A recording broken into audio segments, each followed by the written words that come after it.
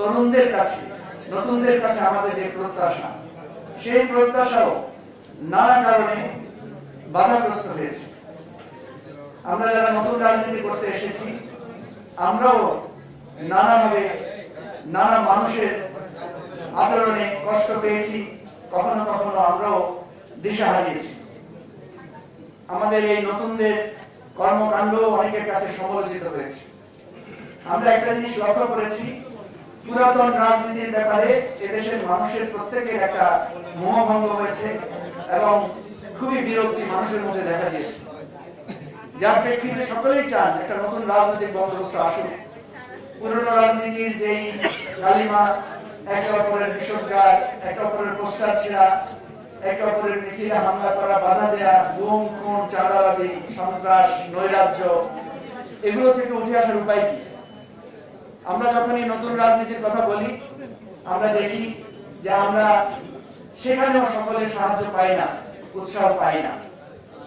এটা সত্য যে আমাদেরও ভুল আছে, আমাদেরও ভুল ত্রুটি আছে এবং আমরাও অনেকে ভুল করেছি। আমরা চাই ভুল ত্রুটি সবকিছু শুধরে আমরা নতুন করে চলতে চাই। এই অনুপ্রেরণা এবং আশা থেকেই আমরা একটা আহ্বান জানিয়েছিলাম। আপনারা অনেকেই জানেন, আমরা অনেকদিন থেকে চেষ্টা করছি এই নতুন রাজনৈতিক বন্দোবস্তের যাদের মধ্যে আকাঙ্ক্ষা আছে তারা যাতে আমরা একমত হতে পারি, একসাথে হতে পারি। নানা প্রচেষ্টা আমরা চালিয়েছি। আমরা যে খুব বেশি সফল হয়েছি এটা আমরা বলবো না, তবে আমরা যাত্রা শুরু করছি। আজকে আমরা আসলে একটা নতুন যাত্রা ঘোষণা করার জন্য এখানে এসেছি। এটা এমন না যে আমরা সবকিছু গুছিয়ে আজকে আপনাদের সামনে উপস্থিত হয়েছি, বরং বলতে পারেন যে আমরা অনেক চেষ্টার পর একটা উদ্যোগের সাহসের জায়গায় দাঁড়িয়ে আজকে আপনাদের সামনে আমরা ঘোষণা করছি যে আমরা একটা জুলাই অভ্যুত্থানের অঙ্গীকার, প্রত্যাশা এবং জুলাই অভ্যুত্থানের ভিত্তিতে বাংলাদেশকে একটা নতুন রাজনৈতিক দিশা দেওয়ার জন্য আমরা প্রাথমিকভাবে তিনটা দল আজকে এখানে হাতে হাত মিলিয়ে আপনাদের সামনে এসে দাঁড়িয়েছি। এবং এখান থেকে আমরা আহ্বান করছি সকলকে, যারা এই নতুন রাজনীতির সূচনা করতে চান। আমি একটা কথা আপনাদেরকে বলি, পুরানো রাজনীতি দিয়ে কিন্তু পুরানো রাজনীতির ফ্যাসিবাদকে দমন করা যায় নাই, পরাজিত করা যায় নাই।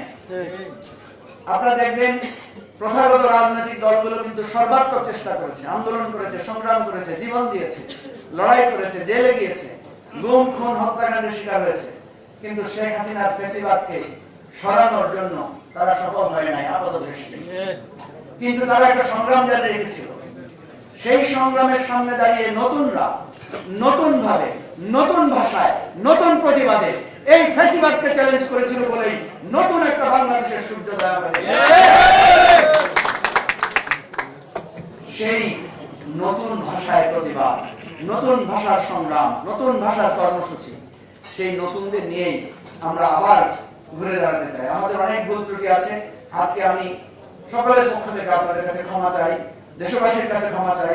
আমাদের কোনো কাজ, আচরণ, পদক্ষেপ বা আমাদেরকে যারা দিগ্ভ্রান্ত করেছেন, ভুল পথে পরিচালিত করেছেন, নানাভাবে হুমকি দিয়ে, উস্কানি দিয়ে আমাদের প্রতি বিষোদ্গার করে যারা আমাদেরকে উত্তেজিত করেছেন, আমরা মনে করি সব কিছুর পর্যালোচনার পরে আমরা একটা নতুন অভিযাত্রা আসতে চাই।